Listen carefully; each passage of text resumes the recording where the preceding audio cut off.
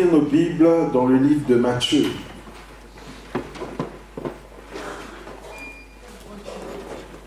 Le livre de Matthieu. Matthieu, chapitre 8. Matthieu, chapitre 8.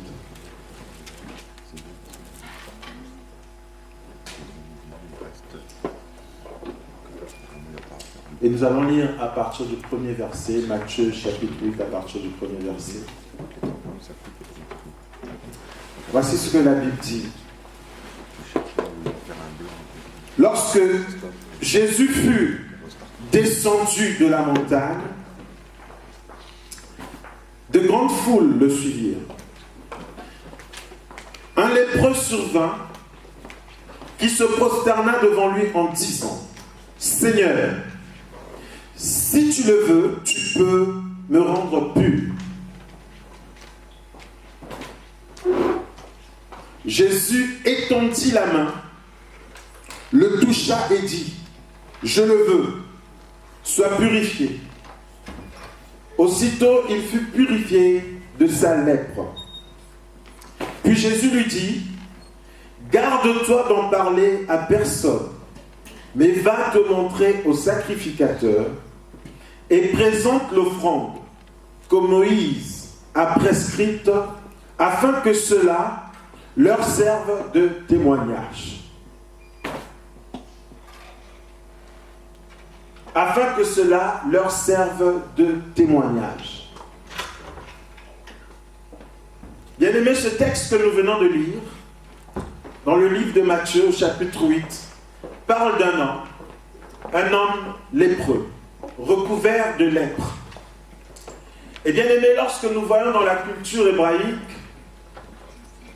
et même pas seulement dans la culture hébraïque, mais par rapport à la loi, une personne recouverte de lèpre devait être exclue de la communauté. À l'époque, le peuple d'Israël sortait de l'Égypte, donc de l'esclavage. Ils étaient dans le désert, ils vivaient dans les tentes, et c'était comme des nomades. Ils se déplaçaient de lieu en lieu. Mais lorsqu'une personne était atteinte de lèpre, cette personne était considérée comme impure. Et parce qu'elle était déclarée impure, elle devrait être excommuniée, être exclue de la communauté. Et cette personne pouvait réintégrer la communauté si et seulement si elle est purifiée, si et seulement si elle est guérie. Mais avant d'ailleurs de rentrer dans la communauté, il fallait que le sacrificateur, le souverain sacrificateur, puisse constater la guérison et puisse déclarer que cette personne est pure et ensuite réintégrer la communauté. Et voilà cette personne qui se trouve être lépreuse, recouverte de lèpre. Et donc elle était exclue de la communauté. Ils avaient un endroit, et même lorsque nous voyons dans l'Ancien Testament, il y avait un endroit comme une ville où on avait parqué les lépreux. Et bien aimé dans le Seigneur, ce lépreux a eu la grâce. Pourquoi ? Parce que sur son chemin, il a rencontré le Seigneur Jésus-Christ. Et le Seigneur Jésus-Christ, lorsqu'il arrive à côté de lui, il dit au Seigneur : Seigneur, si tu le veux, tu peux me rendre pur. Rends-moi pur, Seigneur. Rends-moi pur. Et pour lui, la grâce, c'est que le Seigneur a dit : je le veux. La Bible dit que le Seigneur a étendu sa main sur lui et cette personne a été purifiée. Mais pour que cette personne réintègre la communauté, il fallait que cette personne aille vers le souverain sacrificateur, que le souverain sacrificateur constate que cette personne est purifiée pour réintégrer ensuite la communauté. Alors, mes bien-aimés dans le Seigneur, j'aimerais actualiser ce texte pour nous qui l'écoutons aujourd'hui. J'aimerais que ce texte, le transposer envers nous qui écoutons cette parole aujourd'hui. Parce que voyez-vous, bien-aimés dans le Seigneur, nous pouvons être comme cette personne qui est recouverte de lèpre. La lèpre, c'est une maladie, mais il faut savoir que la lèpre est aussi une malédiction. Souvenons-nous lorsque Myriam et Aaron se sont mis à murmurer contre Moïse, leur frère, le Seigneur leur a dit, lorsque viendra des prophètes, je me révélerai à eux par des énigmes, par des songes. Mais à Abraham, je parle comme un homme parle avec son ami. Et donc l'intimité que j'ai avec lui, vous devez considérer que c'est un homme de Dieu. Mais parce que vous avez murmuré contre lui, il a fait apparaître la lèpre sur Myriam. C'était un signe de malédiction. Donc la lèpre a toujours été considérée en Israël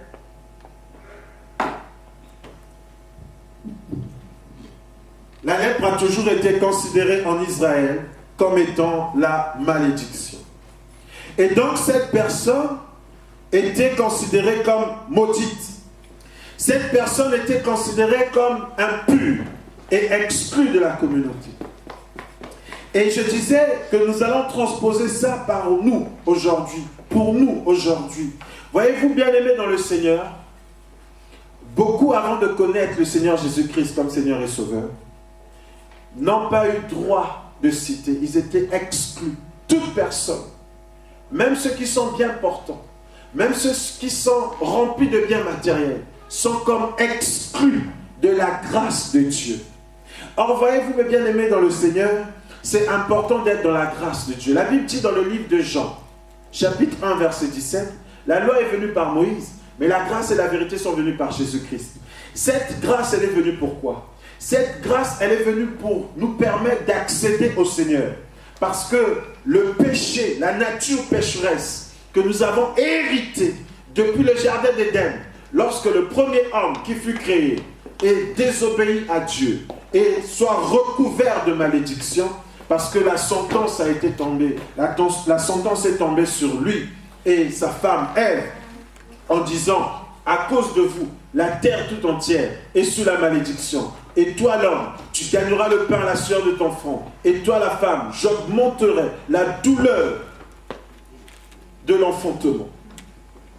Donc là, l'humanité tout entière est maudite, comme recouverte de lèpre, exclue de la présence et de la grâce de Dieu. Et voilà pourquoi nous voyons que l'homme a été exclu du jardin d'Éden. Il faut savoir que Éden, c'est là où réside la présence de Dieu. Éden, c'est le jardin où Dieu demeure. Et ils ont été exclus parce que la malédiction de la désobéissance est tombée sur eux. Et c'est le cas pour chacun d'entre nous lorsque nous marchons en désobéissance, lorsque nous marchons en non-conformité de la parole de Dieu. Nous sommes exclus de la grâce de Dieu. Nous sommes exclus de la présence de Dieu. Nous sommes exclus du royaume de Dieu. Et alors là, la grâce, c'est quoi? C'est que le Seigneur Jésus-Christ a toujours les bras grands ouverts. Il nous attend. Et c'est ce que cet homme a fait. Il a dit, Seigneur, si tu le veux, tu peux me rendre pur. Cette personne voulait réintégrer la communauté. Cette personne voulait que cette malédiction soit ôtée. Or, bien aimé dans le Seigneur, la Bible nous dit que le Seigneur à la croix s'est fait malédiction pour que nous soyons bénédiction. Le Seigneur à la croix s'est fait pauvre pour que nous soyons riches. Regardez cet homme. Il était exclu, je vous dis, il n'était pas bon en Israël d'être recouvert de lèpre. Il n'était pas bon en Israël d'être lépreux parce qu'on était exclu de la communauté. On était écarté de la communauté. Donc écarté des avantages, écarté des bénédictions. Le Seigneur, ce qu'il veut pour nous, c'est que nous puissions le rejoindre. Ce que le Seigneur veut pour nous, c'est que nous puissions nous approcher de lui. Ce que le Seigneur veut pour nous, c'est que cette lèpre soit ôtée. Ce que le Seigneur veut pour nous, c'est que cette malédiction qui tournoie sur nous soit ôtée, que nous puissions rentrer dans un cycle de bénédiction. Qu'à travers notre génération s'interrompt le cycle de malédiction et que nous puissions rentrer dans un cycle nouveau, un cycle de bénédiction.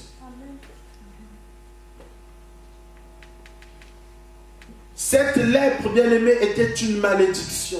Or, la malédiction est transmissible de génération en génération. Beaucoup s'étonnent de voir qu'ils vivent les mêmes choses, les mêmes difficultés rencontrées par leurs parents. Et quand ils se renseignent, les difficultés rencontrées par leurs parents, les grands-parents les ont rencontrées aussi. Même si ce n'est pas sur le même continent, mais ils traversent les mêmes difficultés. Les grands-parents divorcés, les parents divorcés, et eux aussi, ils sont menacés de divorce. Les parents ont eu du mal à trouver de l'emploi. Les grands-parents, pareil. Les enfants vivent la même chose. C'est comme une lèpre. Ça nous exclut de la grâce. Ça nous empêche d'entrer en possession de l'héritage que le Seigneur a prévu pour nous. Et on se pose des questions. Bien aimé, nous sommes dans un monde physique, mais régi par le monde spirituel. Alors il y a des choses qui se passent. Cet homme vit la lèpre. Et par rapport à cette lèpre, la loi dit qu'il doit être exclu. Et comme il est exclu, tous les avantages, tout l'héritage que peut revenir à la communauté, il n'en bénéficie pas. Il passe à côté. Il est privé de cité. Il est privé de grâce. Alors cet homme n'est plus satisfait de cette condition. Il dit, Seigneur, si tu le veux, tu peux. Parce que cet homme sait que le Seigneur Jésus-Christ est celui-là qui sauve. Cet homme sait. Pourquoi il le sait? Regardons dans Ésaïe, un passage merveilleux. Voilà pourquoi il faut être prophétique. Voilà pourquoi il faut être de ceux qui connaissent exactement qui est le Seigneur. Regardons dans Ésaïe. Ésaïe 35. Le Seigneur dit quoi dans Ésaïe 35? J'aime cette parole. Ésaïe 35. La Bible dit ceci dans Ésaïe 35. Et nous lisons à partir du verset 4. Ésaïe 35 à partir du verset 4. Ésaïe est un prophète. Et nous savons qu'à cette époque, Dieu parle au travers de son peuple par des prophètes. Ce n'est plus le cas aujourd'hui. Parce qu'aujourd'hui, il y a le ministère d'Éphésiens 4. Donc il y a ceux qui sont apôtres, pasteurs, docteurs, prophètes, évangélistes, etc. Nous le savons. Et nous sommes aussi dans une époque de grâce, une dispensation de grâce, où le Seigneur, comme nous disait hier le docteur, pour ceux qui étaient là à la formation discipola, le Seigneur ne nous parle plus par une voix audible, parce que le Seigneur n'est plus à l'extérieur, mais il est à l'intérieur de nous. Donc voilà pourquoi nous sommes dans cette génération où le Seigneur nous parle de l'intérieur. Voilà pourquoi lorsque le Seigneur te parle, c'est très souvent en forme de pensée. Tu te dis que c'est ta propre pensée, mais non, c'est le Seigneur qui te parle. Voilà pourquoi ceux qui parlent beaucoup avec le Seigneur, on les voit monologuer, on les voit parler tout seuls. Et on peut penser qu'ils s'en foutent. Non, ils sont en connexion avec le Seigneur. À l'époque de Moïse, Dieu parlait par une voix audible. Moïse. Mais à notre époque, Dieu nous parle de l'intérieur parce qu'il a fait de nous sa demeure. Alors dans Ésaïe 35, verset 4, qu'est-ce qui se dit? Dites à ceux dont le cœur palpite, fortifiez-vous, soyez sans crainte. Voici votre Dieu. La vengeance viendra, la rétribution de Dieu. Il viendra lui-même et vous sauvera. Alors s'ouvriront les yeux des aveugles, s'ouvriront les oreilles des sourds. Alors le boiteux sautera comme un cerf, et la langue du muet triomphera. Car des eaux jailliront dans le désert, et des torrents dans les Arabas. Le mirage se changera en étang, et la terre de la soif en fontaine d'eau. Dans le repère où se couchaient les chacals, il y aura un emplacement pour les roseaux et les joncs. Et quand nous lisons cette parole au travers du prophète Ésaïe, Dieu dit qu'il viendra un temps. Et ce temps, bien aimé, lorsqu'il arrivera, Dieu lui-même viendra sauver. Ça ne sera plus un homme, mais c'est Dieu lui-même qui va visiter son peuple pour sauver son peuple. Dieu lui-même va visiter son peuple et nous le reconnaîtrons par quoi? Nous le reconnaîtrons par ces signes où il dit le boiteux se lèvera comme un cerf les oreilles, les oreilles des sourds s'ouvriront, les yeux des aveugles s'ouvriront, et la langue du muet sera déliée. Et nous voyons dans Matthieu 11, à partir du verset 3 là-bas, lorsque Jean le Baptiste est en prison, et qu'il dit, mais ma tête sera bientôt coupée, parce que la fille d'Hérodias a demandé ma tête. Allez demander à ce Jésus si c'est bien lui le Messie ou s'il faut en attendre un autre. Et le Seigneur Jésus-Christ répond la même chose qui est marquée dans Ésaïe. Il dit, allez lui dire que les aveugles voient. Allez lui dire que les sourds entendent. Allez lui dire que les morts ressuscitent, que les boiteux se lèvent, que les lépreux sont purifiés. Alléluia. Et d'ailleurs, lorsque le Seigneur Jésus-Christ sort de son long jeûne de 40 jours et 40 nuits, et qu'il va dans la synagogue, rempli de la puissance de Dieu, on lui ouvre le rouleau, et il tombe sur le passage d'Ésaïe, où il dit que l'Esprit du Seigneur est sur lui, qu'il est oint, pour renvoyer libre les opprimés, pour libérer les captifs, pour annoncer une année de grâce, pour purifier les lépreux, pour ressusciter les morts. Et tous ceux qui voyaient le Seigneur Jésus-Christ, ceux qui entendaient parler de lui, connaissaient sa mission. Alors ce lépreux, lorsque le Seigneur Jésus-Christ est sur son chemin, ce lépreux veut saisir cette occasion. C'est l'occasion rêvée. C'est ce jour-là ou jamais de sortir de cette malédiction de la lèpre qui l'a exclu de la communauté et qui l'a empêché de bénéficier, comme tous les autres, des avantages, des prérogatives réservées à la communauté. Alors il dit, Seigneur, si tu veux, tu peux. Parce qu'il sait que le Seigneur a la capacité de le rendre pur. Il sait que le Seigneur a la capacité de changer cette malédiction en bénédiction. Il sait que le Seigneur a la capacité d'interrompre le cycle de malédiction. Car il sait aussi que la malédiction est transmissible. Alors il veut que s'arrête cette malédiction. Et quelquefois on peut voir notre état, on peut se dire, Seigneur, si tu le veux, tu le peux. Sors-moi de ce cycle de malédiction. Si tu le veux, tu le peux. Sors-moi de ce cycle de malédiction qui m'a empêché d'entrer dans la destinée que tu as tracée pour moi, qui m'a empêché d'entrer en possession de mon héritage.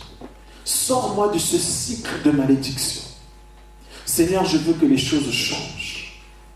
Les choses ne changent pas quelquefois parce que notre acceptation du Seigneur, elle est soit partielle, soit inexistante. Or, l'acceptation du Seigneur Jésus-Christ dans notre vie ne peut pas être partielle.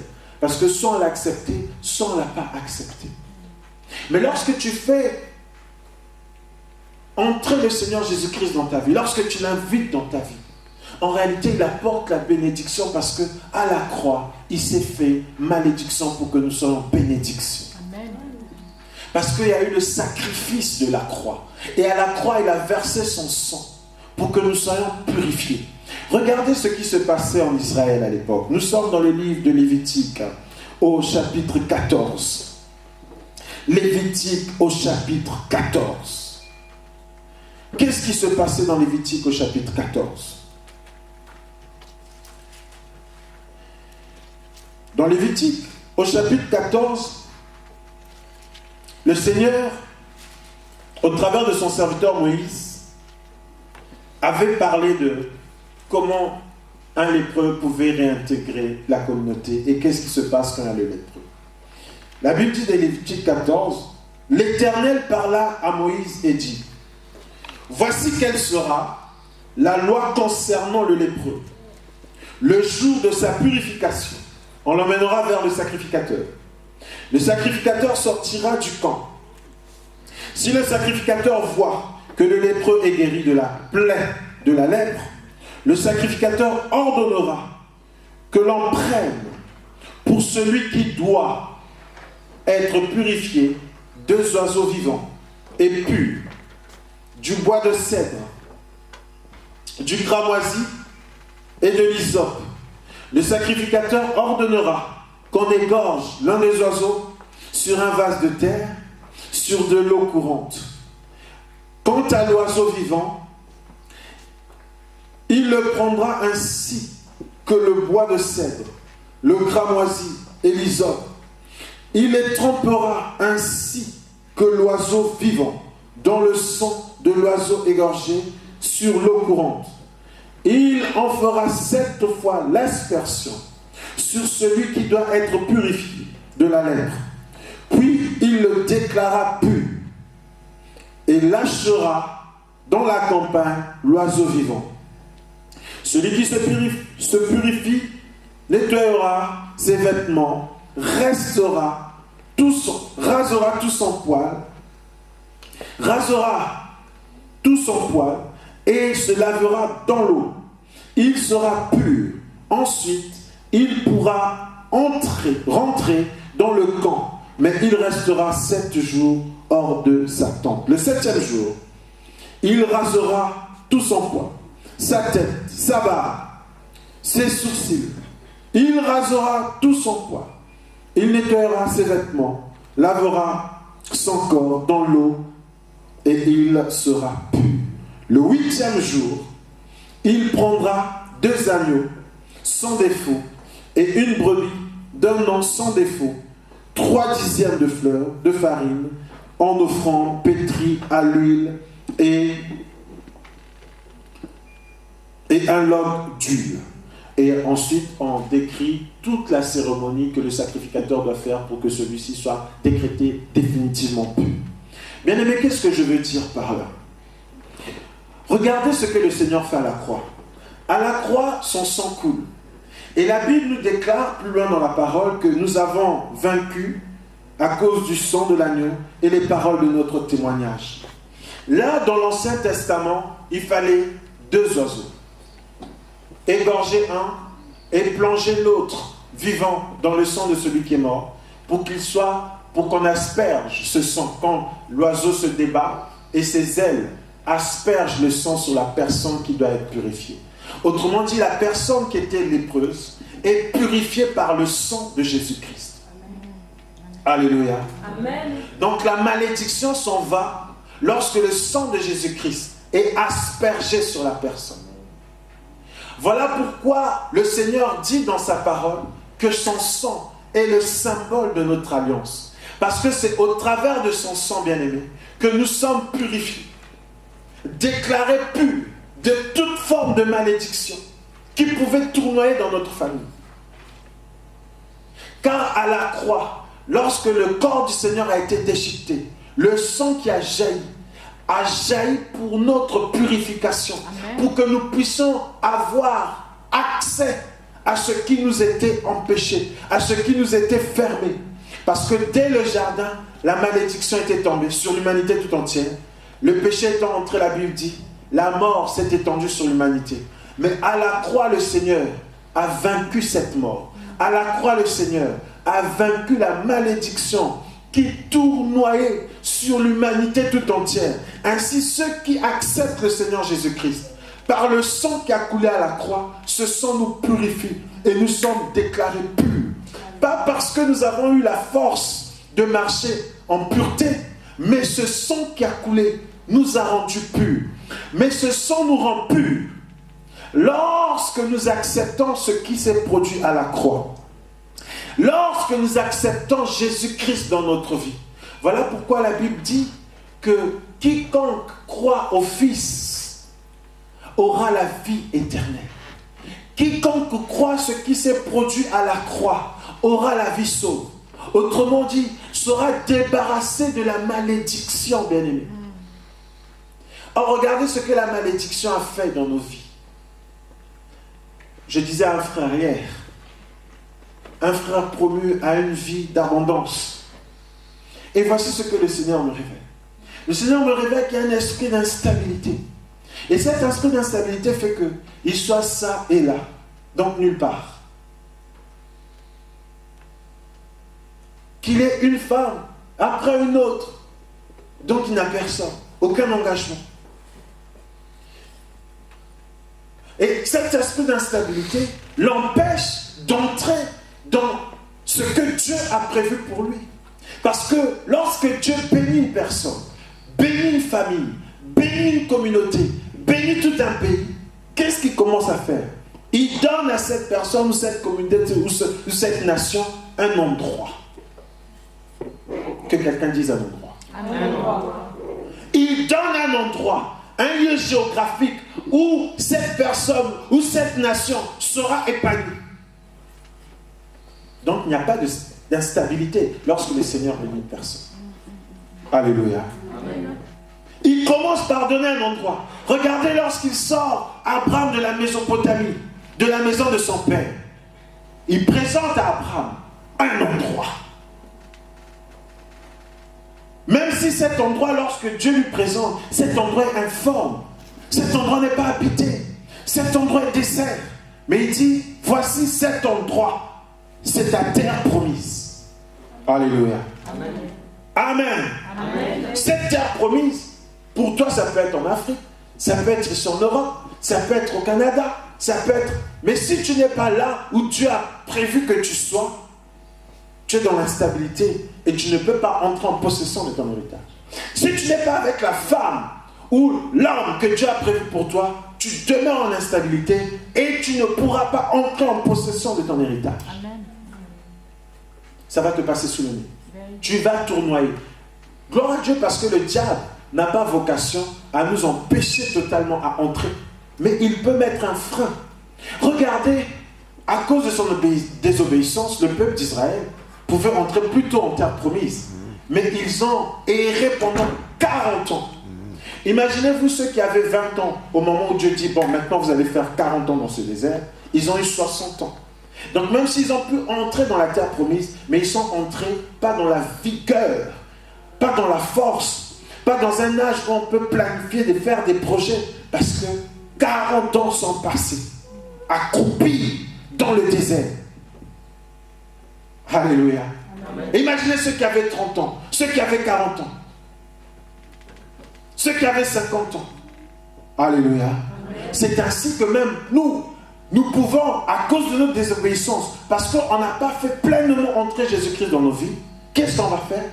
On va tournoyer, errer et encore errer pour finalement entrer dans notre bénédiction à l'âge de 70 ans. Alléluia. Alors que le Seigneur aurait bien voulu qu'à l'âge de 25 ans, tu entres dans ta bénédiction. Voilà pourquoi il y a un adage dans le monde qui dit, si vieillesse pouvait, et si jeunesse savait. Alléluia. Amen. Le jeune n'a pas su. Tu dis, ne va pas là-bas, cette femme est une sirène. Elle va t'envoûter, elle va te rendre la vie malheureuse. Il dit, non, c'est la plus belle. C'est la sœur Zix. Elle a tous les talents qu'il faut. Mais en réalité, il a suivi la forme Coca-Cola.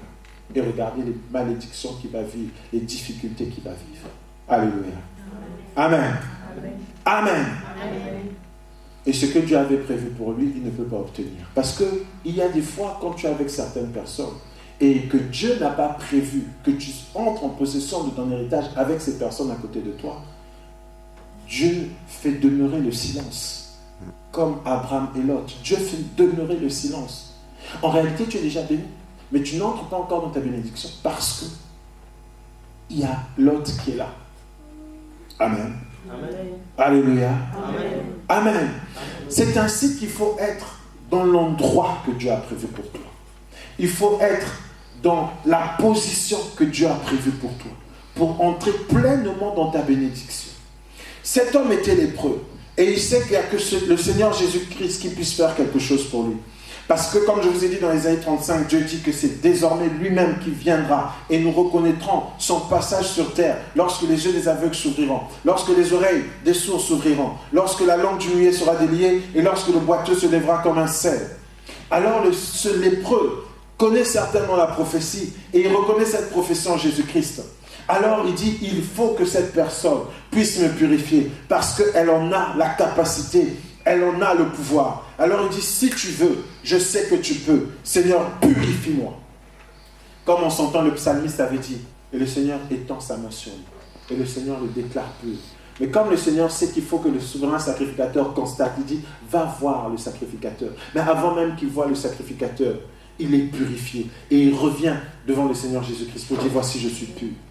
Le Seigneur lui dit, garde-toi de dire à tout le monde.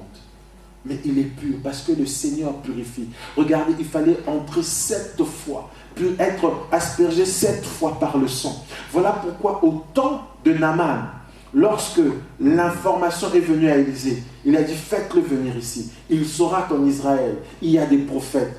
Et qu'est-ce qu'Élisée lui dit? Entre 7 fois dans le Jourdain. Il y a le mystère de 7 fois. Parce que la loi dit qu'il faut asperger 7 fois le lépreux. Et cette lèpre, bien-aimée, empêchait Naaman de jouir pleinement des victoires. Parce que le jour, Naaman avait son scaphandre. Mais lorsqu'il entrait dans sa chambre pour enlever ce scaphandre, il criait, il gémissait parce qu'il y avait des plaies. Parce que la lèpre, ça produit des plaies. Et ces plaies, bien-aimées, c'est l'ensemble de tous les vices que tu peux avoir. C'est l'ensemble de toutes ces choses que toi-même sais.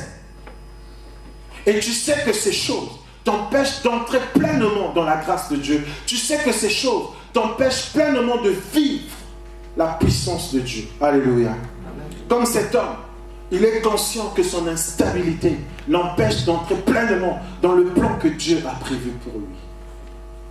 Alléluia. Amen. Amen. Amen. Amen. Et il souffre dans son fort intérieur. Il n'a qu'une seule envie, c'est que sa condition change. Il y a des plaies. Naaman avait des plaies. Ces plaies le rendaient fragile. Ces plaies le faisaient crier. Et ces plaies, c'est toutes les fautes, tous les défauts, toute l'impureté que tu peux traîner en toi, bien-aimé. Voilà pourquoi ce matin, je nous invite, pour ceux qui ne l'ont pas encore fait, faisons pleinement entrer le Seigneur dans notre vie. Le Seigneur veut te rendre pur, car il en est capable. Alléluia. Amen. Mais il faut que tu entres 7 fois dans l'eau, comme Élisée était. Et l'eau, c'est la parole. Lorsque tu entres 7 fois, tu arrives à la 7e fois. Le 7, c'est l'image du repos. Parce que le Seigneur dit, les 6 jours vous travaillerez, mais le 7e jour, vous sanctifierez ce jour. Car c'est le jour du sabbat, c'est le jour du repos. Donc c'est le jour de la grâce. C'est le jour de la bénédiction. Alléluia. Amen. Donc il faut entrer 7 fois dans l'eau de la parole. Voilà pourquoi la Bible déclare dans le livre d'Éphésiens que le Seigneur, comment il fait? Il purifie son église, son épouse, dans l'eau de la parole. Alléluia. Amen. C'est cette parole. Cette parole où Jésus-Christ est révélé pleinement, où Jésus-Christ est crucifié, où son sang coule. Et ce sang, c'est l'alliance. Et ce sang, c'est ce qui nous purifie. Pour que s'arrête la malédiction et que nous puissions entrer dans un cycle de bénédiction. Le Seigneur veut nous faire entrer dans un cycle de bénédiction. En son temps, ce lépreux a dit, Seigneur, si tu le veux, tu le peux. Purifie-moi. Je veux être pur. Je veux entrer dans ma bénédiction. Je veux posséder mon héritage. Je veux que les choses changent. Pourquoi tu as vécu ce que tu as vécu? Parce que la malédiction tournoyait encore. Pourquoi il y a eu l'échec? Parce que la malédiction tournoyait encore. Pourquoi tu n'as pas pu entrer en possession de ton héritage? Parce que la malédiction tournoyait encore. Parce que tu as cru qu'un pied dedans et un pied dans le Seigneur pouvait t'arranger. Non. Il faut être pleinement 7 fois. Alléluia. Atteindre le repos avec le Seigneur. Il faut entrer 7 fois. Il faut être aspergé 7 fois. Il y en a qui se disent, oui, le dimanche, je suis à l'église. Mais le lundi, je suis ce que je veux bien être.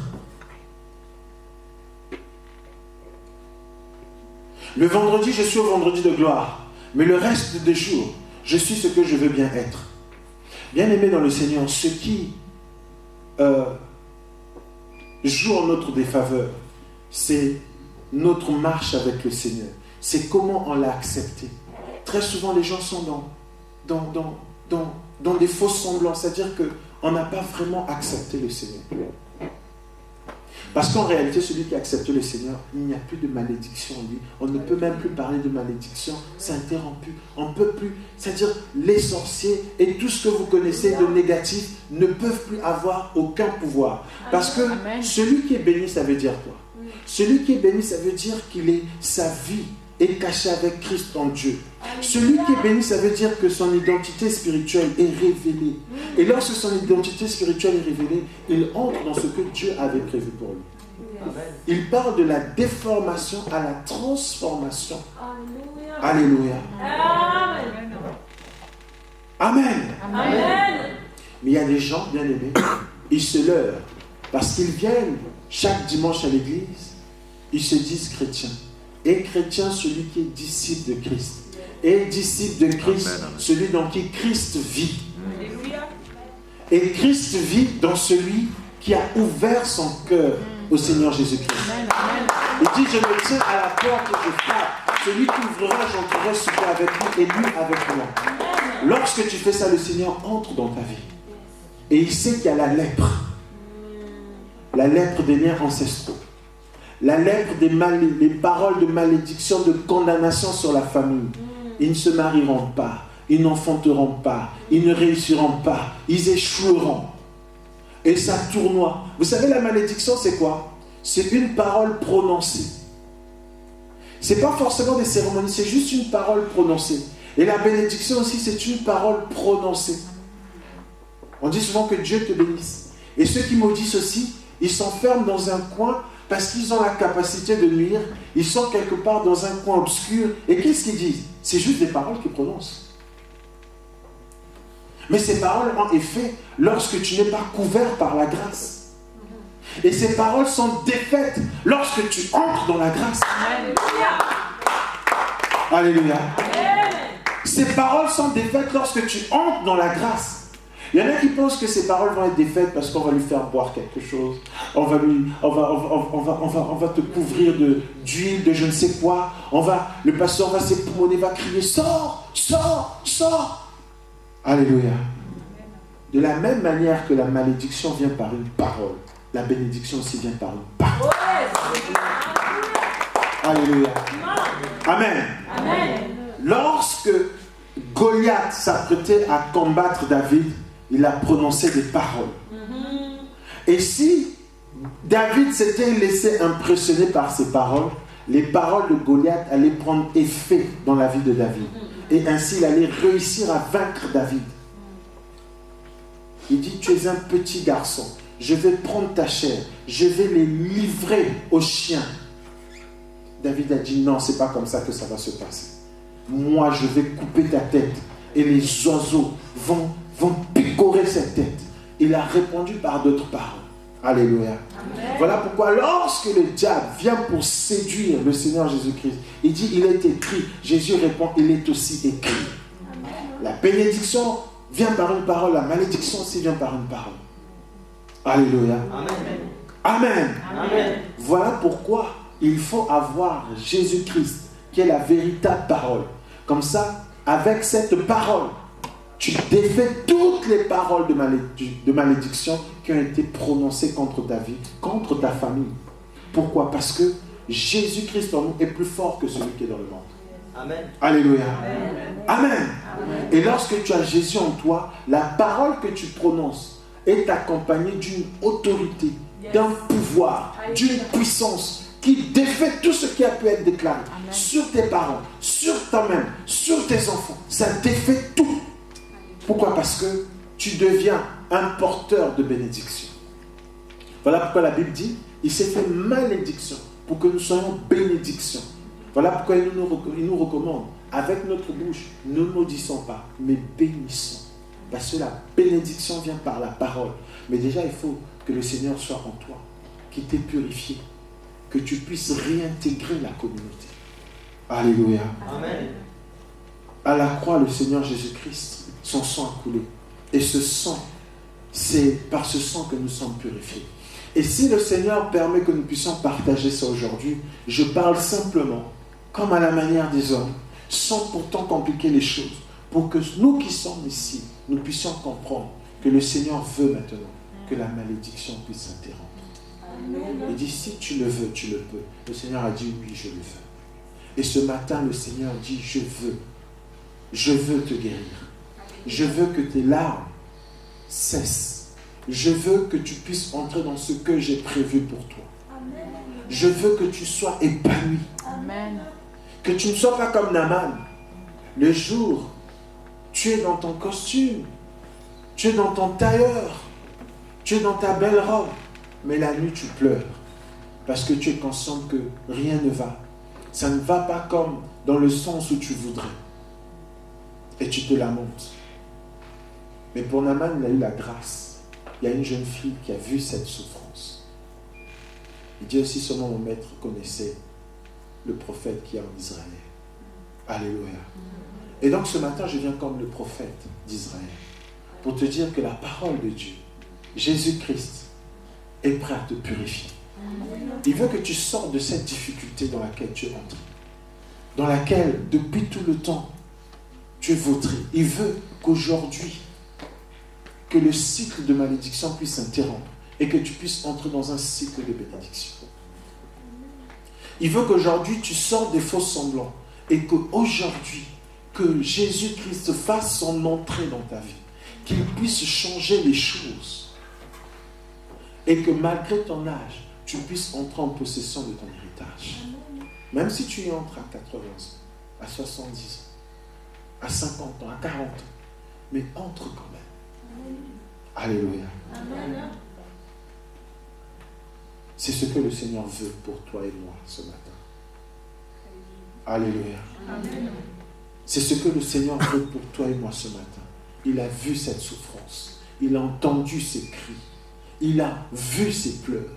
Il voit ses larmes. Toi qui te lamentes pour tes enfants. Toi qui te lamentes pour ton conjoint. Toi qui te lamentes pour ton frère ou ta soeur. Toi qui te lamentes même pour ta propre situation. Tu dis, Seigneur, jusqu'à quand?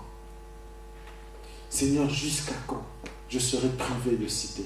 Jusqu'à quand je serai privé de grâce? Jusqu'à quand cette souffrance durera-t-elle? Jusqu'à quand, Seigneur? Ce que j'ai vécu, voici mes enfants le vivent. Et avant moi, mes parents l'ont vécu. Seigneur, jusqu'à quand? Alléluia. Amen. Amen. Mais le Seigneur est capable d'arrêter tout cela. Est-ce que tu le crois? Le Seigneur est capable d'arrêter tout cela. Et le Seigneur veut que les choses changent. Alléluia. Le Seigneur veut que les choses changent. Vraiment, il veut que les choses changent. Nous écoutons la parole de Dieu, nous ne changeons pas. Mais le Seigneur veut aujourd'hui que les choses changent. Que ta joie soit parfaite. C'est ce que le Seigneur veut. Parce que cet homme, lorsqu'il a été purifié, réalisé, il a pu réintégrer la communauté. Étant lépreux, il ne pouvait pas se marier. Étant lépreux, il a été exproprié de sa maison parce qu'il ne pouvait plus habiter dans sa maison. Il a certainement perdu son emploi parce qu'il ne pouvait plus être à côté des autres, de ses collègues. Étant lépreux, il ne pouvait plus avoir une activité, quelle qu'elle soit. Parce que qui achèterait des articles fabriqués par un lépreux, alors que le lépreux est maudit? Personne. Donc il était exclu. Livré totalement à lui-même. Mais lui, il a eu la grâce. Tout comme nous avons la grâce aujourd'hui d'être avec le Seigneur. Et le Seigneur veut que nos vies changent. Le Seigneur veut que nous puissions entrer dans un nouveau cycle, un cycle de bénédiction, un cycle de gloire. Alléluia. Nous allons nous lever dans sa présence.